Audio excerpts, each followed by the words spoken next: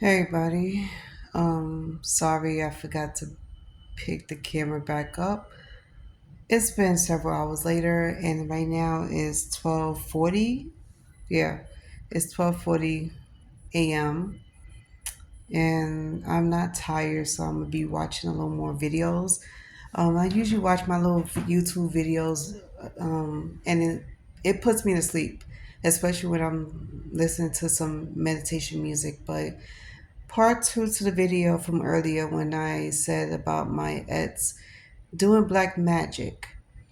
So I was saying, what does that say about him? It was, it was a lot. Like I say, a part of me had to stop also because I wanted to breathe and just take it all in. And the one thing I learned from somebody is whatever happens to you, you sit in it for a little bit and you think about it and think about what's your next move and how you could benefit from releasing and then moving on. Because the one thing I had a hard time doing was letting go and moving on because I hated this man so much for what he did to me. And it wasn't just the cheating only and then trying to live happily ever after with copy this carbon copy person of me, because yeah, he cheats on somebody that looks like me. So after seeing that he's not doing the best, I decided to just release, how you say, release and let go, and just release the anger, release the bitter feeling, release the rejection, release the cheating, all that stuff. And it took me about 20 years to release everything. So when we started seeing each other again, it was like he wanted to make up everything. He wanted to make up for everything. And he thought by buying me stuff for my house and for my personal needs was going to get me to forgive him and to understand whatever he wanted me to understand.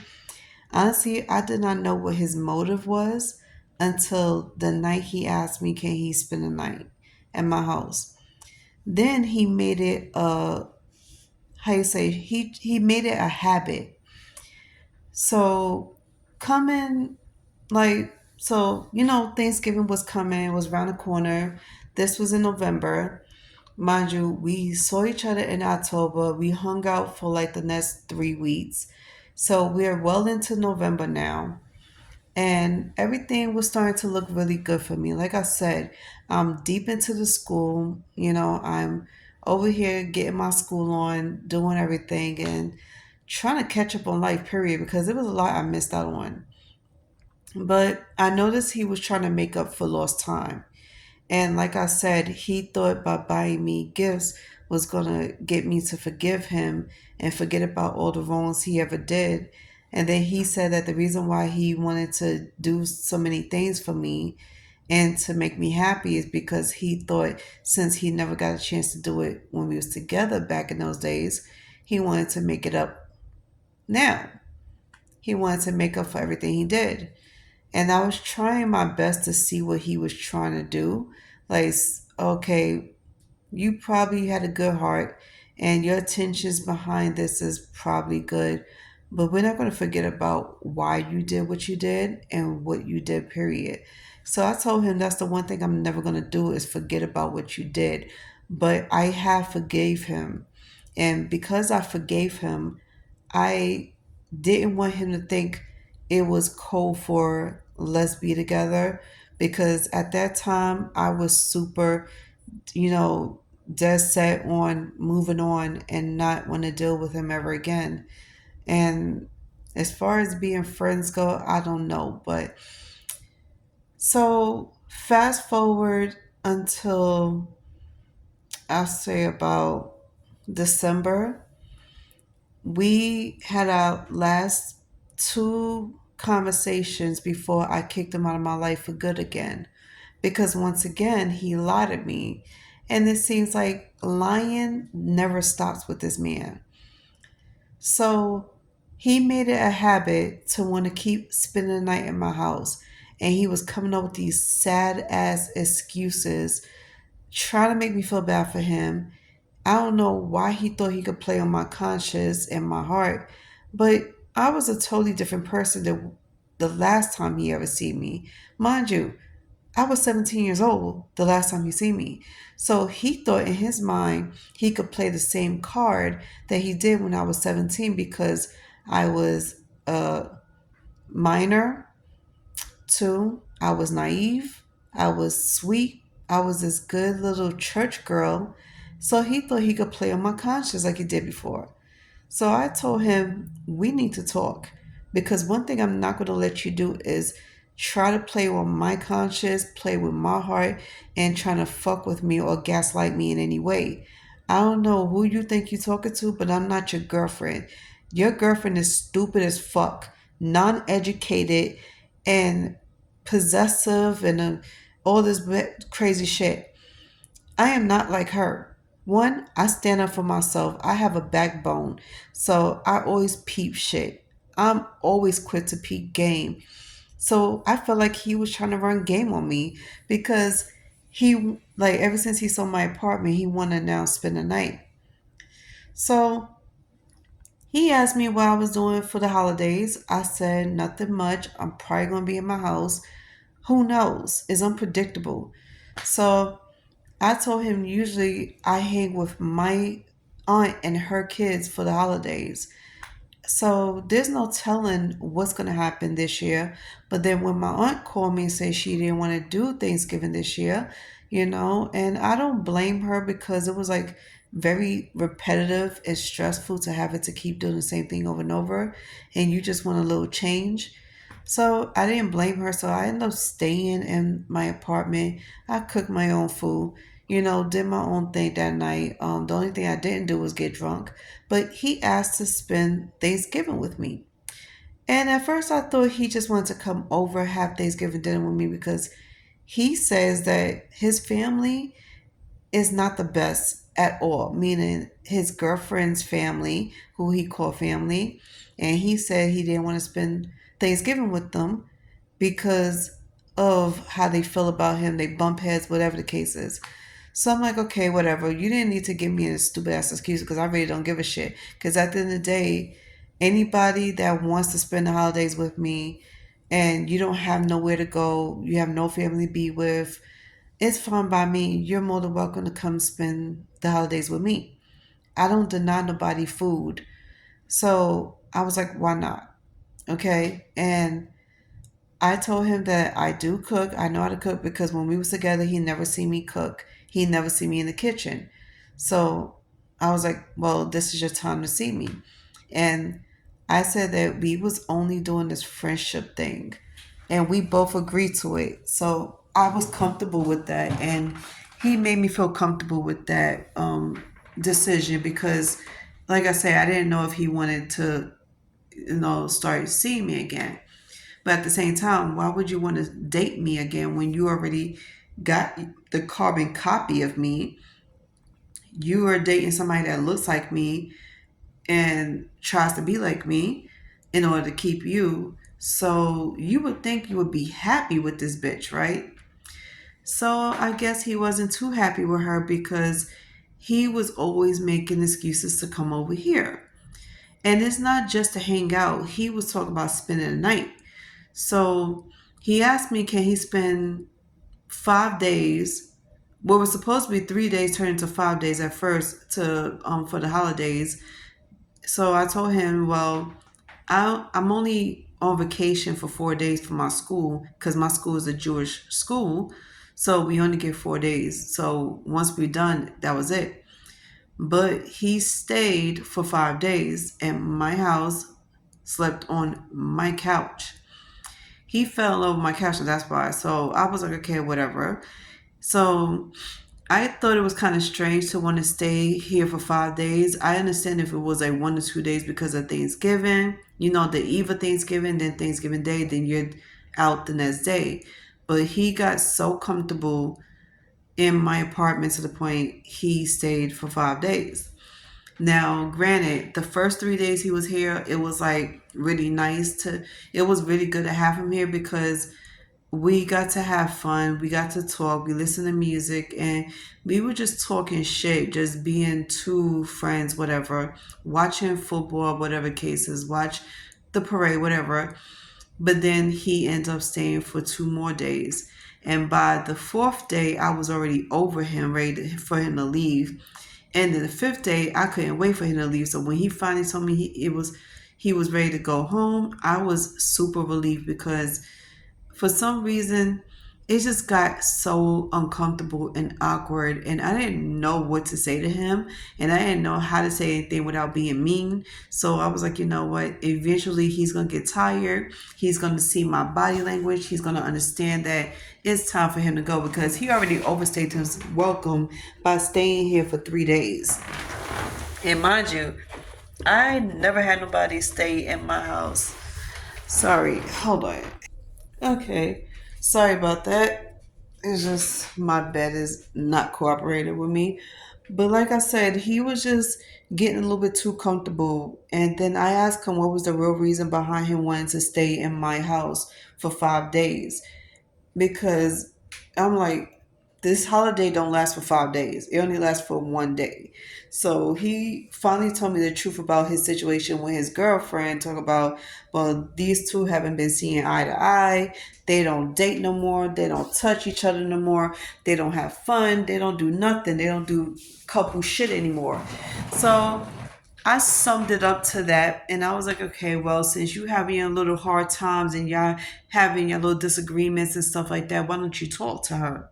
And I honestly gave him some of the best advice I can think of, which is communicate with the girl, let her know how you feel, let her know what you want, and that's it. Like, and see how y'all could compromise and get back together, because ain't no way you're gonna use me as a excuse or a reason to get away from that house. It looks really bad on your part. Then it looks like you're trying to have your cake and eat it too, because you over here trying to hang out with me for a certain reason. You're using me for my house, you're using me for my food, and then on top of that,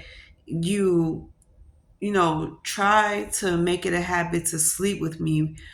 Like, and I was like, because we slipped up and end up sleeping together on Thanksgiving night. Because of course you have that conversation, that deep conversation, you get caught up in the moment.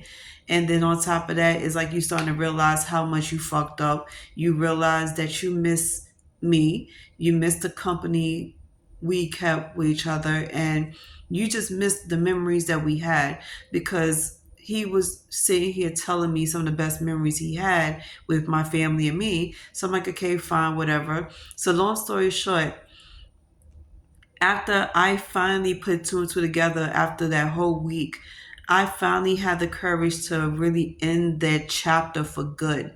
I'm not talking about temporary shit. I'm talking about end the chapter for good, because he was really pressing it and he really pissed me off. And like I said, the one thing I haven't been able to do was be honest with him about anything, because I didn't want to hurt his feelings, because he's a very sensitive fucking man. And I always call him a bitch, and he was always scared of me, because ever since I first showed my true colors to him, and I had beat that ass, and I had let him know that I wasn't the girl to play with. So he finally got that good side to me. Like, you finally got to see the good, the bad, and the ugly side of me, and now you don't know what to do. So I was like, well, after I leave him alone, watch, he's gonna put some bullshit on me where he's starting to act like a little bitch. He's starting to probably complain to his cousin about me, because I don't know who he talks to about me, but it's whatever, that's neither here nor there. But I finally felt relieved. And because I threw his stuff out of my house and told him to come get it, I think that was the reason why he was on this urge to get back at me. And I think he was doing all this shit just to get back at me. But what I didn't think he was going to do was try to give me a transmitted disease. And everybody didn't even think this was gonna even happen, because I was like, first of all, everybody knows Gio. Everybody thought that me and Gio was the cutest couple around here. We was adorable. Everybody loved the fact that Gio made me happy when I was 17. But now it's like, and then the funny thing about it is that he didn't even know what was going on. Like, so I was like, okay, whatever. And I felt a horrible feeling, like everything was going wrong. And I was like, when I said that, I was like, my health issues started going really bad. And it was times where I would be up late at night feeling pain, body aches and everything like that. So I was like, okay, I don't know what's going on. But a lot of shit was going on between December and last month. Some of it very personal, can't tell you about it. But it ended up with me having to get a biopsy, because when I went to the gynecologist, they found something that thought was cancerous. And if you know, you know. So I was trying to be honest with my family and be honest with, people that I talk to, and let them know, like, hey, I think this guy did something to me to make me have to get checked out at the doctor's office. And everybody was like, well, get tested first, go to the gynecologist, see what's going on, and just see if everything's fine. So the doctor, the first time I spoke to her, she blurred out that what I had was cancerous. She said she found my blood to be abnormal. I already knew I had a autoimmune disease, and I found out recently. They tested me, and then on top of that, she gave me the whole rundown about how everything went. Then I ended up finding out I had HPV, and they was like, well, it took us forever to talk about it. It took us forever to let you. I'm like, and you know what's funny? Because I had to argue with my doctor about this because she failed to tell me. But long story short, they said that Geo gave me HPV and it might be cancerous. They say a slim chance of it being cancerous is slim to none, but let's get a biopsy done. So it took me about 2 weeks to get the test to be done, because appointments be booked like crazy with everybody. So these doctors get booked quick. And this is the hardest thing I had to admit to myself and to everybody, because of what Geo did to me. So I really thought that this whole thing was going to turn into cancer, because she fails to tell me that she found out about it in November. And I was like, well, the only person I was with in November was Geo. So I told my ex-girlfriend about it. I was like, it's not your fault. Don't feel bad about it. And I told her, don't think nothing negative. Everything's going to be fine. So I spoke to the doctor, and the doctor reassured me that everything's going to be fine. Let's just do another blood test and everything. Let's do another pap smear. So that's what we did.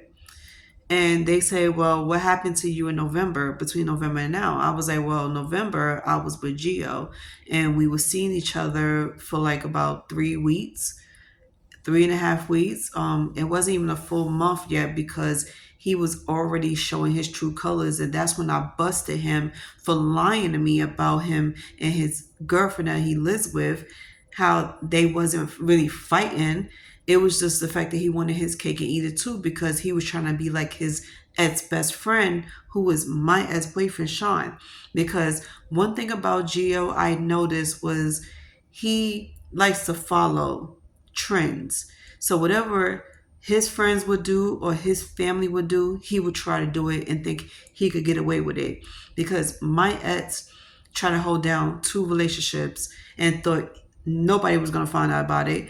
His family found out about it, but his family didn't care, and they didn't care to tell me. So now Gio was trying to follow that trend where he dates 2 girls at the same time. And usually he fails, as always. So I was like, why don't you stop trying to be like these ugly ass, dirty ass niggas out here, and just be yourself, and stop trying to be what you're not, because what you're not is a player, and what you can't do is cheat correctly, because every time you cheat, you always let people find out. So I was like, if you know you're not good at doing certain shit like this, then stop trying to be one. So I tried calling him, texting him like 3 or 4 times, and of course he doesn't answer his phone. He wanna play hide and go seek and think I'm gonna be chasing him around New York City. So I was like, you know what? It's whatever. So if this is the only way I can tell him, then so be it. And I'm gonna tell him that. I left a voicemail on his phone, so he clearly knows what's going on.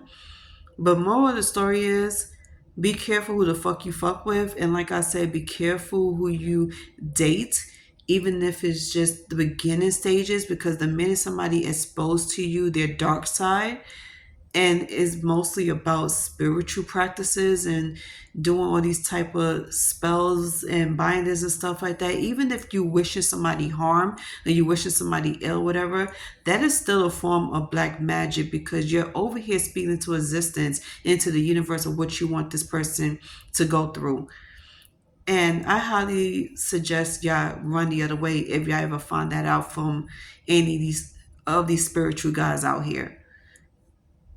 I did learn my lesson, and I'm so glad that I'm fine. My test came back negative. I spoke to my doctor on Sunday, and she made it clear that everything was fine. There's nothing to worry about. So I had to breathe a sigh of relief, and now I'm happy. Now I could continue to concentrate on my school and on my life. And as of this moment, I am not dating nobody. I am not actively looking for nobody. I do have friends though that I do hang out with and talk to on a regular, but that's just about it. Overall, everything is going great for me. I'm still doing my thing. Nothing has changed. And I'm just like waiting for the next chapter. So, yeah. Thanks for watching. You like this? Share, comment, like, subscribe, and I'll see y'all next week. I'm back to doing food vlogs.